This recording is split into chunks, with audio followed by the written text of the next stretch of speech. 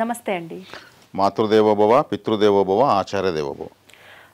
మనకు దేవతలు ఎంతోమంది ఉన్నారు. దేవుళ్ళు పక్కన పెడితే దేవతలు ఎంతోమంది ఉన్నారంటే ఆడవాళ్ళు, స్త్రీలకు సంబంధించిన వాళ్ళు, స్త్రీమూర్తులు. అయితే ప్రత్యేకించి ఇంట్లో ఆడవాళ్ళ విషయానికి వస్తే ఇంటికి దీపం ఇల్లాలు అని అంటూ ఉంటారు. ఇల్లాలే దైవం అని చెప్పి అంటుంటారు. అంటే దేవతతో పోలుస్తుంటారు ఇల్లాలని. ఎందుకని అంటే ఇంతమంది దేవతలు ఉన్నారు, ప్రత్యేకించి ఇల్లాలిని దైవంతో సమానంగా పోల్చటం వెనకాల అర్థం ఏంటి? ఇది చాలా గొప్ప విషయము. భారతీయ మహిళ లేదా స్త్రీ నిత్యాగ్నిహోత్రురాలు. అంటే అండి అగ్నిహోత్రం అంటే ఎప్పుడు అగ్నికి దగ్గరలో ఉంటుంది ఆమె. అవును. దీపం వెలిగిస్తుంది, వంట వండుతుంది, వండుతుంది. చుట్టాలకు కాఫీ టీలు కానీ ఏది కానీ ఎప్పుడు వంటింట్లో వెలిగిస్తూనే ఉంటుంది. అవును. నిత్యాగ్నిహోత్రురాలు అని అర్థం. అంటే చాలా శక్తివంతమైనది భారతీయ మహిళ అని అర్థం. మరి ఇంటికి ఇల్లాలే దైవమని, ఆమె ఆమె మార్గదర్శకాలని ఎన్నో మనకు ఉదంతాలు ఉన్నాయి. ఇలా చెప్పుకోవాలంటే మనకు పురాణాల దాకా వెళ్ళకపోయినా కానీ ఈ మధ్యకాలంలోనే కోస్తాంధ్రకు సంబంధించినటువంటి ఒక అద్భుతమైన ఒక ఫ్యామిలీ, వాళ్లకు చాలా పెద్ద కుటుంబం, కొన్ని వందల ఎకరాలు వాళ్ళకు వరి పైరు పండుతుంది. ఒక్కసారి పంట పండిందంటే ఒక 2 లారీలు అట్లా బియ్యం కూడా అన్నదానం కింద ఉచితంగా ఇచ్చేంత స్థాయి వాళ్ళది. వాళ్ళ ఇంట్లో అందరికన్నా చివరి వ్యక్తి బాగా చదువుకున్నాడు. పెద్దవాళ్ళంతా ఈ వ్యవసాయం ఎక్కువగా పొలాలు ఉండడం వల్ల వ్యవసాయ పనులు పెద్దగా చదువుకోలేకపోయారు. చిన్నవాళ్ళని చదివిచ్చారు. మంచి స్థాయిలో చదివాడు. మారుతున్న కాలానుగుణంగా చూస్తే వీళ్లకు ఇప్పుడు ఇన్ని లెక్కలు చూసుకోవడము తలకు మించిన ప్రాణం తోక్కొస్తా ఉంది, తలకు మించిన భారంగా ఉంది. ఎట్లా చదువుకున్నాడు కదా, అకౌంట్స్ మొత్తం మన చిన్నోడు చూసుకుంటాడని అతనికి అప్పచెప్పారు. చక్కగా అతను కూడా ఎందుకు ఒకరి కింద మనం ఉద్యోగం చేయాల్సిన అంత అవసరం మనకేముంది, మనకు ఉన్నంత మనమేంతో ఇస్తున్నాము, ఎంతోమందికి ఉపాధి ఇస్తున్నాము అని అతను అకౌంట్ సెక్షన్ చూసుకుంటున్నాడు. వాళ్ళ స్థాయికి తగినట్లు వాళ్ళు అతనికి కూడా పెళ్లి చేశారు. ఆమె వచ్చింది, ఆమె ఆ ఇంటికి ఇల్లాలే, ఆమెకు సంతోషంగానే ఉన్నారు, ఏ ఇబ్బంది లేదు వాళ్ళకు. కానీ ఆ అమ్మాయి ఈ అమ్మాయి ఏం చేశారు, ఈ అమ్మకు ఎగబెట్టారు. మీ బావాళ్ళు ఎవరు చదువుకోలేదు, మీ ఆయనే చదువుకున్నాడు, అన్ని లెక్కలు ఇతనే చూసుకోవాలి, ఇతను ఒక కూలి వాళ్ళగా వాడుకుంటున్నారు, కాబట్టి ఇతనే మొత్తం చేస్తున్నాడు, వాళ్ళు పంచుకునేస్తున్నారు, ఇతను లేకపోతే వాళ్ళు లేరు, వాళ్ళు చదువుకోకపోయినా కానీ వాళ్ళకి సరిసమానమైన వాటా, అన్నీ చదువుకొని చక్కగా ఉద్యోగం చేసుకుని సిటీలో నిన్ను పెట్టుకుని బతకాల్సిన వ్యక్తి ఇక్కడ ఆ లెక్క అడిగితే చెప్పాలి, ప్రతి ఒక్కరికి అడిగితే లెక్క చెప్పాలి, పరిగెత్తుకుని వెళ్ళాలి, ఇలా చెప్పించేశారు. వాళ్ళ ఇంట్లో దేవతారాధనలు అద్భుతంగా జరుగుతాయి. అప్పుడు ఈ అమ్మాయి ఏం చేసింది, వాళ్ళ మాటలు నమ్మి ఏం చేసింది, వాళ్ళు అమ్మవారి భక్తులే, అందుకే వాళ్ళకి అంత సంపదలు వచ్చాయి. ఈమెం చేసింది, ఇప్పుడు నీ ఏం చేయాలి, నా భర్త నీ దగ్గర ఉన్నాడా, పోతే ఆ అకౌంట్లని ఈ అకౌంట్లని పోతాడు, వారం రాడు, వీళ్ళు వెళ్ళొచ్చు కదా, వీళ్ళ భార్య హ్యాపీగా ఉన్నారు, నువ్వు ఉన్నావా సంతోషంగా, ఇతనే ముందు పరిగెత్తాడు, మీ వల్ల కాదు, మీరు లెక్కలు చూడలేరు, నేను చూసుకొస్తాను వెళ్తాడు. కొత్తగా పెళ్ళైంది, నీకేం సంతోషం ఉంది, నీ భర్తతో నువ్వు ఎంతసేపు ఉన్నావు, ఇలా స్పూన్ ఫీడింగ్ చేసేసారు. మరి నీకు నేనేం చేయాలి, దేవుని ప్రార్థన, నా భర్త నా దగ్గర ఉండాలని ప్రార్థించు, అది కూడా వీళ్ళే చెప్పించారు. ఏమి దీపం పెట్టడం అమ్మవారి ముందు, నా భర్త నా దగ్గర ఉండాలి, నా భర్త ఎక్కడికి వెళ్ళకూడదు, నా భర్త నా దగ్గర ఉండాలి. అమ్మవారిని ఇలాగే పూజిస్తా ఉంటే ఒక 3 నెలలకు ఆమె కూడా విసుగొచ్చింది. ఇప్పుడు ఆయన ఇక్కడికి వచ్చేయాలంటే అకౌంట్స్ అంతా కొలాప్స్ కావాలి. ఈమె దీపం పెట్టి మరి అదేమడుతా ఉంది, మేము ఇంకా అభివృద్ధి చెందాలి, మేము గొప్ప స్థాయికి వెళ్ళాలి, ఇప్పుడు ఉన్నదానికన్నా ఇంకా ఎక్కువ స్థాయికి వెళ్ళాలని అడగడం లేదు, నా భర్త నా దగ్గరే ఉండాలి, నా భర్త ఎక్కడికి వెళ్ళకూడదు. అంటే ఈమె భర్త ఎక్కడో బందీకాలంలో ఉన్న రేంజ్లో ఫీల్ అయిపోయి బాధపడుతూ దీపం పెట్టి మరి ప్రార్థిస్తాం. వన్ ఫైండ్ అమ్మవారు కూడా 2 రోజులు చూస్తున్నాం కూడా విసుగొచ్చింది. ఇప్పుడు ఈమె ఇక్కడికి రావాలంటే అక్కడ భర్తకు పని ఉండకూడదు. తుఫాన్ వచ్చింది, పంటలంతా నష్టమైనాయి, అంతా కొలాప్స్ అయింది, ఎక్కడికక్కడంతా ధ్వంసం అయిపోయింది, భారీ స్థాయిలో నష్టాలు జరిగాయి. ప్రకృతి ఆమె ఒకసారిగా ఉగ్రరూపం దాల్చేసింది. ఇంకా నీ భర్త నీకు అప్పగిచ్చేస్తాను, పనే లేకపోతేనే నీ భర్త నీ దగ్గర ఉండగలడు, నీ భర్తకు పనే పెట్టనని చెప్పేసి చేసేసింది. అలాగలాగలాగా మొత్తం వాళ్ళకు ఏ పని లేకుండా అయిపోయింది. ఇతను ఖాళీగా అయిపోలేదు, ఏ పని ఏం లేదు, ఇంక చిన్నోడికి పని లేదు, పెద్దోడికి పని లేదు అనే స్థాయి తీసుకొచ్చేసింది. ఇంకేం చేద్దాము, పని లేకపోవాలంటే ఇంకా అమ్మవారి ఆగ్రహానికి గురైంది. ఈమె పెట్టి అలా ఆరాధిస్తూ ఉంది. ఇంకా అలా అయ్యేకాడికి 3 నెలలు 6 నెలలు అయింది. ఏమి నీకేం పని లేదా, అప్పుడప్పుడు పోతా ఉంటాయి, 24 గంటలు ఇంట్లోనే ఉంటావా, ఏం చేస్తావు, ఏమి బోరేసింది. మరి ఉన్నదంతా పోయింది, మనం ఒకరికి ఇస్తాము లారీలుగా, కానీ ఇప్పుడు మనం తెచ్చుకునే పరిస్థితిలో ఉన్నాము. మనం నువ్వు పూజించకూడదు అమ్మవారిని, మళ్ళీ మన సంపదలు మనకు రావాలని, మళ్ళీ మన విలువలు మనకు రావాలని నువ్వు పూజించవచ్చు కదా అని భర్త అనే కాడికి అప్పుడు అరే మనం ఏం చేశాము, నా భర్త నా దగ్గర ఉండాలన్నాం, భర్త మన దగ్గర ఉన్నాడు, ఇప్పుడు ఏమైంది పరిస్థితి, అంతా నష్టం. దేవతను ఏం చేసాం, మనం విసిగించాం, ఆమె ఒకసారి కన్నెర చేసింది.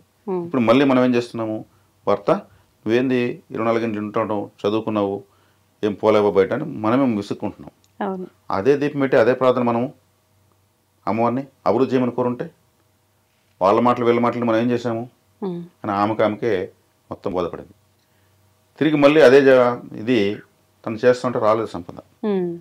ఏమి పెట్టుకుని గుమస్తాయం కాదు కదా అమ్మవారు, ఈ అంటే ఇవ్వడం, తోంటే తోసేయడము అంటే నిత్యాగ్నిహోత్రాలు అన్నాను కదా. వీళ్ళ దీపం పెట్టి ఏం చేస్తున్నారు, మంచి కోరిందా చెడ్డ కోరిందా, అది ఒక రకంగా ఆమె మంచి అనుకుంది, కానీ ఇలా జరుగుతుంది అనుకోలేదు కదా, చెడు జరిగింది. కాబట్టి ఏ స్త్రీ అయినా సరే ఆ ఇంటిని ఉద్ధరించాలన్నా స్త్రీనే, ఆ ఇల్లు క్షీణించిపోవాలన్నా స్త్రీనే, మంగళసూత్రం ధరించేది స్త్రీలే, వివాహ విషయంలో స్త్రీలకే బలం ఎక్కువ. చాలా మందికి గురుబలాలు అవుండా ఇవ్వండి అంటారు అబ్బాయిలకు, వాళ్ళకి ఏ బలం అవసరం లేదు, తన కాబోయే బరకు గురుబలం ఉంటే చాలు, ఇతను పోయి ఆమెకు మూడైపోతాడు. అబ్బాయి జాతకం కూడా డమ్మి, అవునా, మంగళసూత్రం ధారణ చేసేది ఆమె మాంగళ్య బలంతో ఇతనికి ఆయుష్ పెరుగుతుంది, అల్పాయుషుడు కూడా ఆమె భార్య కాగానే పూర్ణాయుషుడు అవుతాడు. ఆమె మంగళ సూత్రం ధరిస్తుంది కాబట్టి ఆమె మాంగళ్య బలం అంటారు, కానీ ఇతనికి చెప్పరు బలం. అదే స్త్రీకి మాంగళ్య బలం తక్కువ ఉంటే పూర్ణాయుషుని కట్టుకునేదంటే ఆమెకు మాంగళ్య బలం లేదు, అతనికి అల్పాయుష్ వచ్చేస్తుంది. ఆమెకు మాంగళ్య బలం లేదు, ఆ మంగళసూత్రం ఎక్కువ రోజులు ఉండేదానికి లేదు. అంటే ఇతను ఏమవ్వాలి, ఇతను అవయోగం అవ్వాలి, కానీ అతని జాతకాన్ని కూడా దృష్టిలో సెకండరీనే. నెంబర్ 1 సీరియల్ నెంబర్ 1 స్త్రీనే. కాబట్టి గర్భాన్ని ధరించి బిడ్డను సాకి సంతరించి గొప్ప వీరులు చేసేది స్త్రీనే. శక్తి కూడా వాళ్ళకే ఎక్కువ, పూజ కూడా వాళ్ళే చేయాలి. స్త్రీలు ఉన్న కార్యము చిన్నబోవు, స్త్రీలు ఉన్న కార్యమున చిక్కులుండు, స్త్రీలు లేని కార్యము చిన్నబోవు, మగవాళ్ళ స్త్రీల వెంటేబడి చచ్చుచుందరయ్య విశ్వదాభిరామ వినురవేమ. ఇది కూడా ఉందా, స్త్రీలు కానీ లేకపోతే ఏ ప్రోగ్రాము సక్సెస్ కాదు.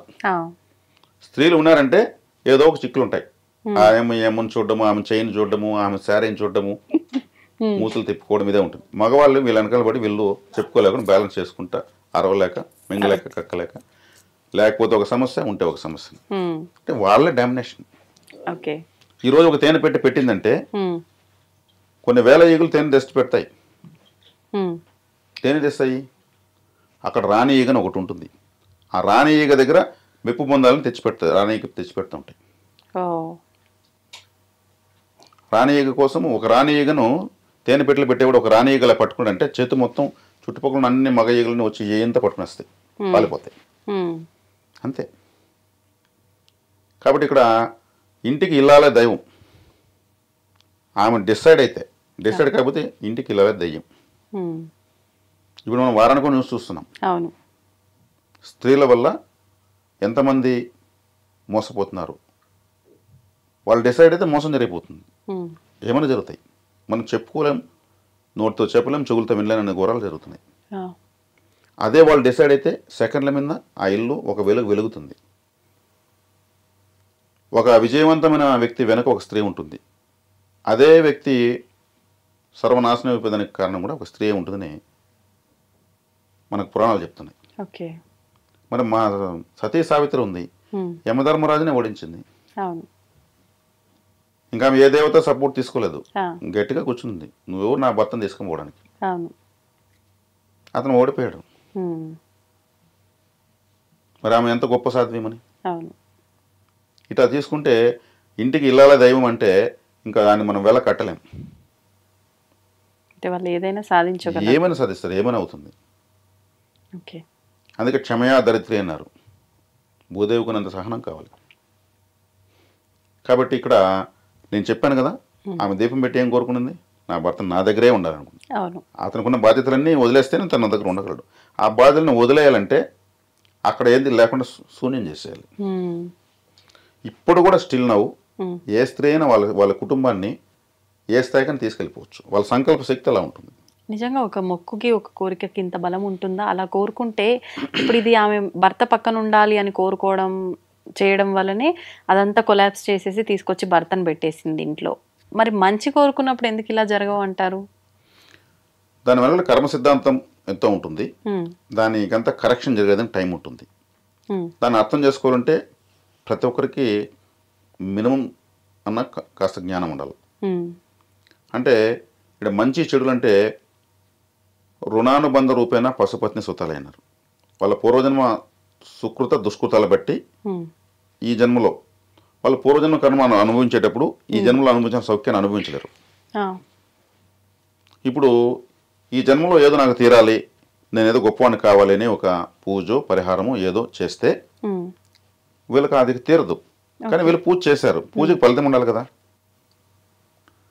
మరి ఫలితం ఉండాలన్నప్పుడు తీరలేదంటే ఫలితం లేనట్ట ఉన్నట్ట, ఉమ్, లేనట్టు అనుకుంటారు. అవును. కానీ ఉంది.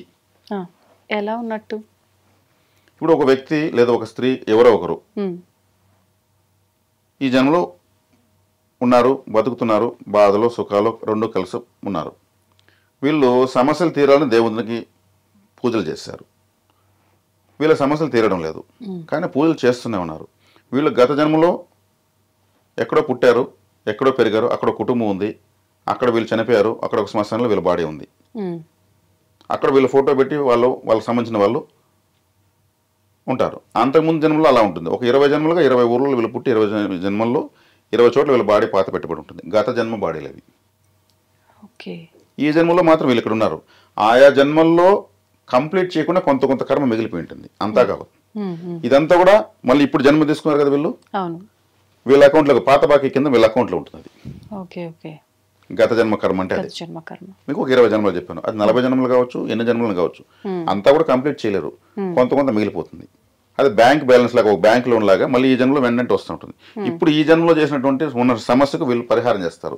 పరిహారానికి ఆ యొక్క ప్రభావం ఏం చేస్తుంది, గత జన్మ పాత బాకీని బర్న్ చేస్తూ ఉంటుంది, క్లీన్ చేస్తూ ఉంటుంది. ఉమ్, ఉమ్, ఇది కూడా నీ బాకీ, పాత బాకీ తీరిపోవాలి ముందు ఆ, సీరియల్ గానే తీసుకుంటుంది. ఓకే. యూనివర్స్ ఒక ఆర్డర్లో ఉంటుంది. ఉమ్, వీళ్ళు ఇప్పుడు నేను చేస్తా ఉంటే కూడా నాకు తీరలేదు ఉమ్, అని వీళ్ళు అనుకుంటూ ఉంటారు. అవును. చేసినంతసేపు బాగుంది అంటే గత జన్మ కర్మ మెల్ట్ అవుతుంటే వీళ్ళకి ఆనందంగా ఉంటుంది. అది వీళ్ళకి తెలియదు ఆనందం ఎందుకు వస్తుందని. ఇప్పుడుండేది చివరి ప్లేసు. సీరియల్గా 1, 2, 3 అని తీసుకుంటూ ఉంటుంది. వీళ్ళు చేయగా 1 ఫైన్ డే అది క్లీన్ అయిపోతుంది. ఉమ్, ఓకే. అది ఇప్పుడు ఈ లాజిక్ తెలిసిన తర్వాత ఇంకా ఎక్కువ చేయాలి. ఉమ్, అవును. తీరిపోవడానికి ఎప్పుడైనా జీరో కావాల్సిందే కదా, నెగిటివిటీ జీరో కావాలి కదా. కానీ అలా అవుతుందంటారా? సాధ్యమే ఖచ్చితంగా అంటారా? అంటే తెలిసి కొన్ని తెలియక కొన్ని ఎన్నో పాప పనులు చేస్తూ ఉంటాము, మాటల ద్వారా కానివ్వండి, చేతల ద్వారా కానివ్వండి. అలా చేస్తున్నప్పుడు ఇది తగ్గించుకునే అవకాశం ఎక్కడ ఇప్పుడు ఉంటుంది? మనం దారిలో వెళ్తూ ఉంటాము, ఒక వ్యక్తి లేదా ఒక అబ్బాయి ఒక మంచి స్పీడ్ రేస్ బైక్ ఒకటి తీసుకుని ఇలా ఇలా పడుకుంటూ ఇలా విపరీతమైన శబ్దం చేసుకుంటూ ఫుల్ ట్రాఫిక్లో కూడా వాయు వేగం తెలిపోతాడు. ప్రతి ఒక్కరు తిడతారు, వాడికి ఏమొచ్చింది, వాడికి ఏమొచ్చింది. పోయే కాలం వాడు దగ్గర ఎవరు తిట్టలేదు, కానీ అందరూ వాడిని తిడుతున్నారు. అవును. వాడిని తిట్టే రైట్స్ అయితే లేవు.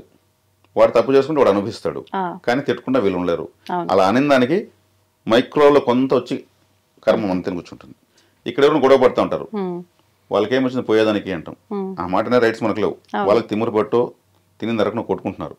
వాళ్ళు తిట్టిందని కూడా కొంత మైక్రోలో కొంత, ఇలా సాయంత్రం కొంత మనం అక్కడక్కడ కొంత కొంత కొంత అయితే నెత్తిని పెట్టుకొస్తాం కర్మ. అవును, అవును. ఇదేమవుతుంది, ఇది తడిసి మోపడి అవుతుంది. కొంచెం కొంచెం కాస్త చిన్న చిన్న సూక్ష్మ స్థాయిలోనే కొంత మనం ఎవరిని తిట్టే రైట్స్ మనకు లేవు. అవును, మనం తిట్టే రైట్స్ ఎవరికి లేవు. అయినా మనం సమాజంలో కొన్ని చూసి ఏదో ఒకటి అనకుండా ఉండలేం. దీనికి ఒక చక్కటి పరిహారం ఏంటంటే, ఒక పెళ్ళిడికి వచ్చినట్టు ఒక అమ్మాయి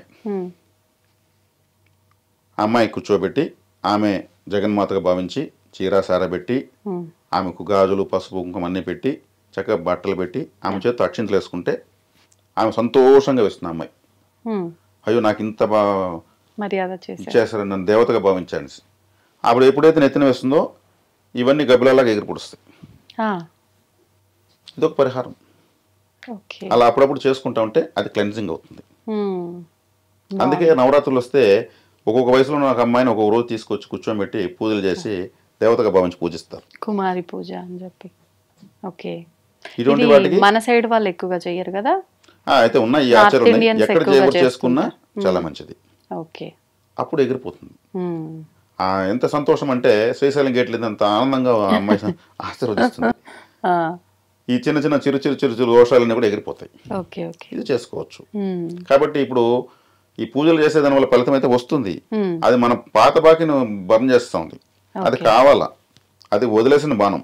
అంటే ఏదో మొక్కుకున్నాను, ఆ మొక్కు కోసం అని చెప్పి పలానా పూజ చేశాను, లేదంటే ఆలయానికి వెళ్ళొచ్చాను, అది తీరలేదు కాబట్టి నేను భగవంతుని పూజ చేయటం మానేస్తాను, ఇలాంటి పోకడ ఉంది. ఇలా కాకుండా ఓకే మన కర్మ తరిగిపోతుంది, చేస్తూ చేస్తూ ఉండగా మొత్తం తగ్గిపోయిన రోజు మనం అనుకున్నది మన దగ్గరకు వస్తుంది అనే ఆలోచన ఉండాలి. ఇది ఈ లాజిక్ చాలా మంది తెలియదు. అవును. అప్పుడు ఏం చేయాలి, మనమేదో అనుభవించాల్సింది, మనం చేయాల్సింది, మనం బాధ్యత వహించాల్సింది ఏదో ఉంది కాబట్టే మనం ఉన్నాం. అసలు ఏమీ లేదు అనుకుంటే ఏమవుతుంది, జీరో, బ్యాలెన్స్ జీరో. ఏంటంటే కర్మ తెగింది రావడం చనిపోయాడు, అదంతా కూడా ఉత్తమ మాటలు అవంతా. కానీ మన కర్మ తెగింది చనిపోయాడు అంటే ఏం బ్యాలెన్స్ లేదు, పాపం పుణ్యం ఏది లేదు. ఓకే, ఇప్పుడు ఈ కర్మ తీరకుండానే చనిపోవడము, మళ్ళీ నెక్స్ట్ జన్మకి ట్రాన్స్ఫర్ అవడం ఎందుకు? ఒకే జన్మలో అది అంటే కొంతమంది పుట్టిన వెంటనే చనిపోతుంటారు, కొంతమంది కొన్ని సంవత్సరాలకి, చాలా తక్కువ సంవత్సరాలకే చనిపోతూ ఉంటారు. అంటే వాళ్ళ కర్మ ప్రారంభం ప్రకారమే అన్ని సంవత్సరాలు బతకాలి, అది తీర్చుకునేదాకా అన్నట్టుగానే పుడతారు. పలు రకాలైనటువంటి విశ్లేషణ చేయాల్సి వస్తుంది. కారణలోకం నుంచి ప్రతి ఒక్కరికి నుంచి పుడతారు. కారణలోకం అంటే మీరు ఏ కారణంగా పుట్టాలనేది అక్కడ నిర్ణయించేది కారణలోకం. ఫర్ ఎగ్జాంపుల్ మీరు పుట్టారు, మీరు పుడుతున్నప్పుడు మీ ఆత్మ గత జన్మ నుంచి ఇంకా మీకు జన్మ తీసుకోవాలి కాబట్టి మాస్టర్స్ మీకు చూపిస్తారు. అమ్మా మీ గత జన్మ ఇప్పుడు ప్రీవియస్ బర్త్లో ఇంత మిగిలిపోయింది కర్మ, దీని ప్రకారం మీకు ఈ విధమైన సౌకర్యాలు ఉన్నటువంటి కుటుంబం మీకు దొరుకుతుంది. ఇప్పుడు మీ పేరెంట్స్ అప్పుడే పెళ్లి చేసుకుంటుంటారు, అదే ఫ్యామిలీని చూపిస్తారు పేరెంట్స్ని. ఆస్ట్రేలియాలో అదే టైంలో ఒకరు పెళ్లి చేసుకుంటూ ఉంటారు, జపాన్లో ఒకరు, ఇట్లా 10 ఫ్యామిలీస్ 10 జంటలు చూపిస్తారు. ఫెసిలిటీస్ ఈక్వల్, ప్రదేశాలు వేరంతే.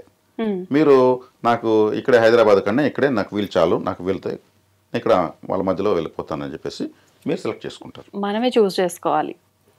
ర్యాంక్ స్టూడెంట్ ఉంటాడు, ఫ్రీ సీట్ వస్తుంది, తను సెలెక్ట్ చేసుకుంటాడు నాకు పలానా కాలేజ్ కావాలని. లేదు ర్యాంక్ స్టూడెంట్ కాదు, అతనికి తక్కువ స్థాయి కాలేజెస్ వస్తాయి, మనం ఎంచుకోవాల్సిన అవకాశం ఉండదు, వాళ్ళు ఇచ్చిన దాన్ని ఇదే నువ్వు తీసుకోవాలి. ర్యాంక్ స్టూడెంట్కి తను ఎంచుకున్నది. ఇప్పుడు కర్మ తగిన వాళ్ళకేమి, నీకే దుష్కర్మ లేదు బాబు, సత్కర్మే ఇంకా నీకున్నట్లు. కాబట్టి నువ్వు మంచి కుటుంబాలు నువ్వు ఎక్కడ సెలెక్ట్ చేసుకోవచ్చు. పుట్టగానే గోల్డెన్ స్పూన్తో పాలు తాగిపించే ఫ్యామిలీస్ పుట్టచ్చు. బ్యాలెన్సెస్ ఇలా ఉంటాయి. ఇప్పుడు పుట్టగానే ఒక వ్యక్తి చనిపోతాడు, అతను వచ్చి బాబు నువ్వు పశుపక్షాదులోకి జంతువుల్లోకి వెళ్ళాలి, నువ్వు మనిషిగా పుట్టేదానికి లేదు అంటారు. అట్లా కాదు, నేను మనిషిగానే పుట్టాలని ఫటక్కని వాళ్ళు ఏమరచి వచ్చేస్తాడు, వచ్చి ఇక్కడ పేరెంట్స్ మధ్యలో దూరేస్తాడు. వాళ్ళు ఏం చేస్తారు, పుట్టగానే మళ్ళీ అయితే పట్టుకొని పుడుస్తారు. అది పుట్టగానే చనిపోయాడంటే ఇవి తప్పించుకొచ్చాడని. కొంతమంది తప్పించుకోరు, పుట్టిపోతారు, వాళ్ళు ఫెసిలిటీస్ కట్ చేస్తారు పైన. ఫెసిలిటీస్ అంటే వాళ్ళ చెత్త కుప్పలు ఎరుకుని తింటూ ఉంటారు, వాళ్ళకి సమాజంతో పనే ఉండదు, ఎక్కడో పడుకో ఉంటారు, ఆకాశం చూసుకుంటూ ఉంటారు, వాళ్ళకి బ్రెయిన్ పనిచేయదు, వాళ్ళన్ని స్విచ్లను కట్ చేస్తారు. వాడు మనిషిగా పుట్టి అంతే అనుకోరు, పుట్టిని. అందుకే మనిషిగా పుట్టి దరిద్రుడిగా బతికేదానికన్నా కోటేశ్వరుడి ఇంట్లో కుక్కగా పుట్టచ్చు అంటారు. వాడు నానాకారు పెడతారు దానికి జ్వరం వస్తే ఇల్లంతా ఎడస్తారు, దానికి ఆ జ్వరం తగ్గిపోతే ఇల్లంతా పండుగ చేస్తారు. వాస్తవమే.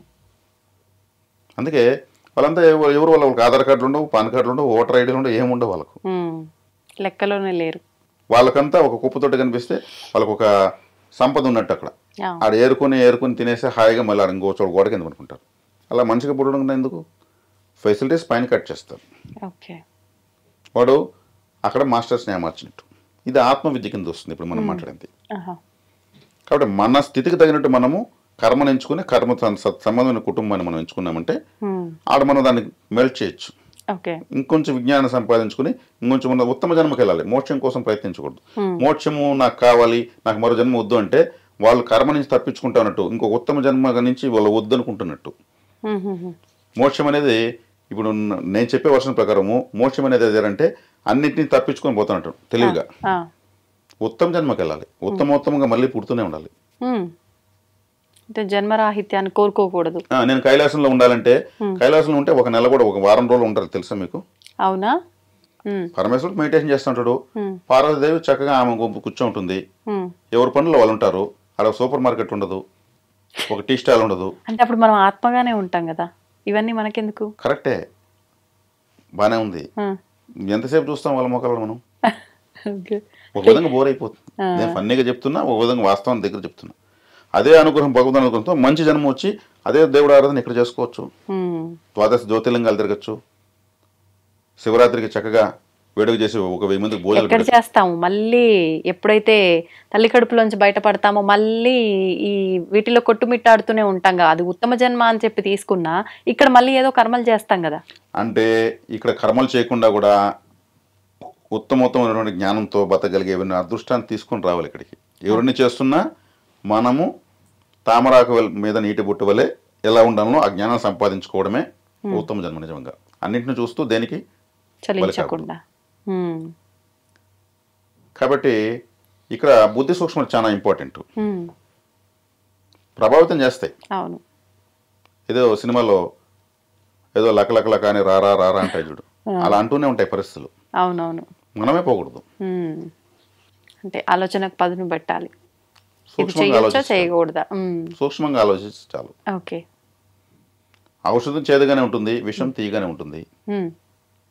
విషం తింటే మనకు స్పాయిల్ అవుతాము, ఔషధం తింటే మనం కఠినంగా ఉన్నా కానీ మనం కాపాడబడతాము. అవును.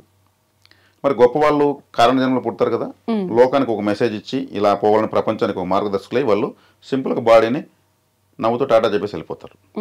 వివేకానంద స్వామి, జీసస్ క్రైస్ట్ లాంటి గొప్ప గొప్ప వాళ్ళు వచ్చేది సమాజానికి ఒక పెద్ద మేలుకొల్పు చేసి ఒక పెద్ద సందేశాన్ని ఇచ్చేసి పోవడం వాళ్ళ బాధ్యత. అంతేగాని వాళ్ళు ఇక్కడ రిలేషన్ బిజినెస్ చేసేదానికి ఇంకేదో బ్యాంక్ బ్యాలెన్స్ కోసం రారు. వాళ్ళ ఆలోచనలు అంతేనంటే సమాజ ఉద్ధరణకు వస్తారు. అది ఉత్తమ జన్మలు అట్టు ఉంటాయి. ఆ స్థాయికి మనం వెళ్ళాలని మనం ఆలోచించాలి. అలా ఆలోచిస్తే ఆ విధంగానే మనకు ప్రకృతి మొత్తం క్లియర్ చేస్తుంది, ట్రాఫిక్ క్లియర్ చేస్తుంది. వెళ్ళొచ్చు, ముందుకు వెళ్ళొచ్చు.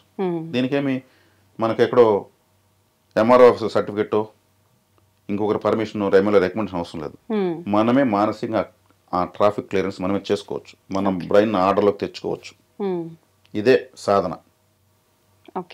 ఈ సాధన పదును పెట్టే కొద్దికి మనం ఈ భూలోకం పైన ఇంకో భూలోకాన్ని చూడొచ్చు, ఇప్పటికిప్పుడే కూడా చూడొచ్చు. చాలా ఆనందంగా ఉంటుంది.